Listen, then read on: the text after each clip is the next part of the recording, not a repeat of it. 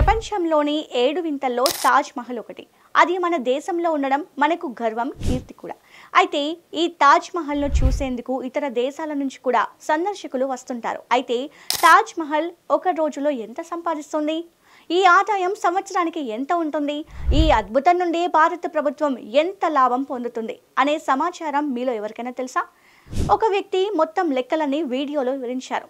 ఆ గణాంకాలు మిమ్మల్ని ఆశ్చర్యపరుస్తాయి. రోజుకు 20,000 మంది తాజ్ మహల్ని సందర్శిస్తారట. దాదాపు 2,000 మంది విదేశీయులు ఉంటారట. తాజ్ మహల్ ఎంట్రీకి 50 రూపాయలు. అదే సమాధిని చూడాలంటే అదనంగా 200 రూపాయలు చెల్లించాలి. ఈ లెక్కన 20,000 మందిని 50తో గుణిస్తే అది 10 లక్షల రూపాయలు అవుతుంది. ఈ 20,000 మందిలో సగం మంది లోపల ఉన్న సమాధిని చూడడానికి వెళితే వారు 200 రూపాయలు అదనంగా చెల్లిస్తారు. అంటే 10,000ను 200తో గుణిస్తే 20 లక్షల రూపాయలు వస్తుంది. ఆ విధంగా మొత్తం 30 లక్షల రూపాయలు అవుతుందని ఆ వ్యక్తి చెప్పారు.